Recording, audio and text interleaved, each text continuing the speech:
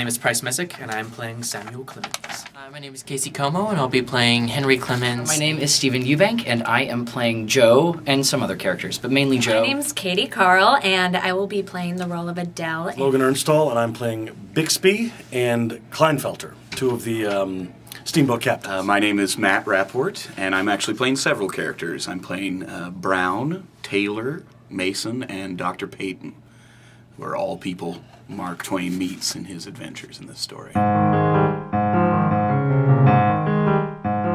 First, everything starts with the script. You read the script over and over. Reading through the script many different times and in many different moods. Studied the script a lot. Generally just, grabbing the script, diving in, reading it a bunch of times. I'll read the script, and then I'll read it again, and then I'll read it again.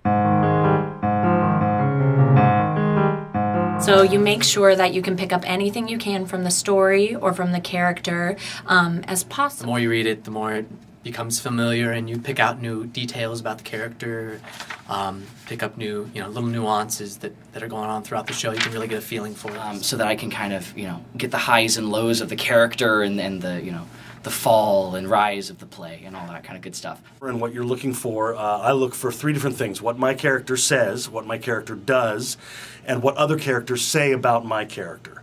Now, the reason you look at those three things is because they won't always be the same thing. You can't just trust what your character says, because sometimes your character might say one thing and do something else. That tells you a lot about the character.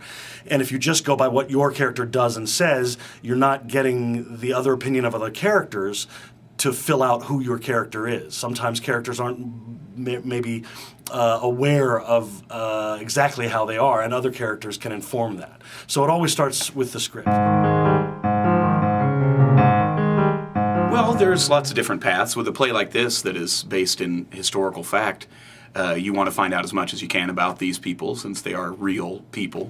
And then you have to use your imagination and try to kind of bridge that gap, because these are people, of course, that lived in a different time than we do and had different sensibilities. So you have to sort of imagine what it would be like to be in that time and in these various occupations that these people had, and how would that affect how you portray them as a person. Research. You can, read the book that the play is based on, and you'll learn more about your character that way. If there are photographs or even audio tapes of the character, depending on how far back in the past they lived, you can listen to the speech patterns. Even if you don't have that, just a still. Doing some reading, we were given some research materials to look through.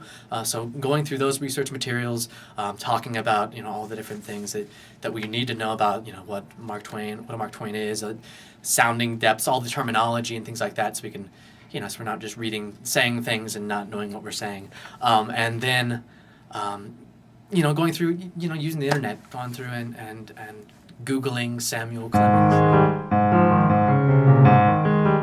I have a quote that Mark Twain wrote. It's about his boyhood, and it is: "I remember as a boy in Hannibal, hearing the whistle in the distance and running to see the much-admired big boats steaming into the dock. For all the years of my childhood, I had thrilled to their arrival, their pilots among the most privileged, revered, and envied people in the world. Every boy with ambition dreamed of becoming one." Being a steamboat pilot, a lot of times people don't know that it was like being an astronaut. It was the revered job. Every little boy when he grew up dreamed of being a steamboat pilot, and instead of seeing the stars, they would see the river and all the adventures, because there wasn't a lot of people traveling. So on board the steamboat, the character I play is the Night Watchman, and the Night Watchman has claimed to be of English nobility, but deprived of his inheritance. So as nobility, he deigns to talk to Sam Clemens about his different experiences on the Mississippi and abroad. So Samuel Clemens actually talked about the Night Watchman and said, quote, "The Night Watchman had absorbed wildcat literature and appropriated its marvels until in time he had woven the odds and ends of the mess into the yarn." So something that the character does is tell these really elaborate tall tales, and something that I really enjoy doing as an actor is telling really elaborate tall tales and believing in them fully, and hopefully the audience believes it too. This is a quote about my character Brown, who's a riverboat pilot. From their first meeting, Sam knew that every minute he spent with Brown would be insufferably painful. William Brown was middle-aged and somewhat deaf, a malicious, snarling, fault-hunting, moat-magnifying tyrant. Brown peppered Clemens with insulting questions and commands. An irascible bully, he constantly found or invented fault in his subordinate. So that quote tells me a lot about what I'm going to do as that character. It gives me a lot of information in that one little quote about who this guy was and certainly how he was viewed by Samuel Clemens. Even with these sort of negative characters or characters that have a negative impact on the main character, they're still humans. And there's a reason they act this way. And so you discover about this guy, he's going deaf, which probably leads to some of his anxiety and things like that. So you try to find the humanity, but you also have to sort of give people what they want, so to speak, meaning, the bad guys come across as bad guys.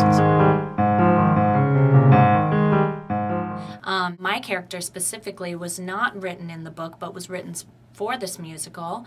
And Mark Twain has, however, said something about a girl, I do believe her name's Laura Wright, that the character in Huckleberry Finn and the character in this play is loosely based on. That she was both child and woman with a purity that appealed to Clemens, so too did her emerging womanhood, the charm and innocence of the Victorian archetype of the perfect wife. Not yet 15, Mark Twain wrote she was a very little girl with a very large spirit, a long memory, a wise head, and a great appetite for books. So hopefully I can live up to that quote.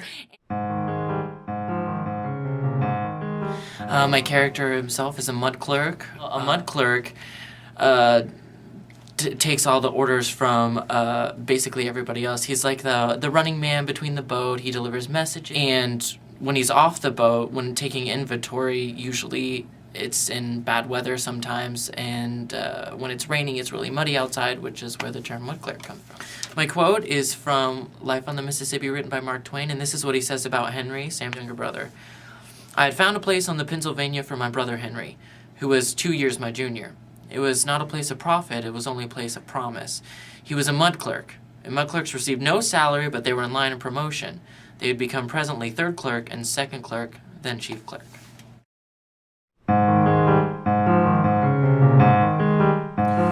This is a quote from the singular Mark Twain by Fred Kaplan about my character.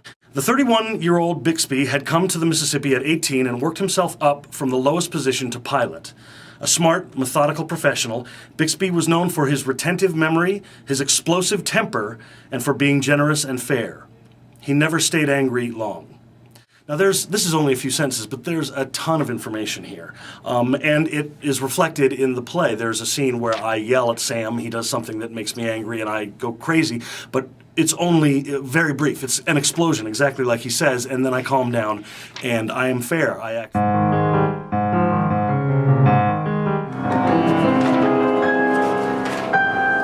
I start up slowly at breakfast as Brown rides a horse through the west. A pack of Shoshone invites Brown and Pony for dinner as their special guest. Squats back at the Indian village like holes for a Brown barbecue. There's nothing like killing a pilot by grilling and making him brown through and through.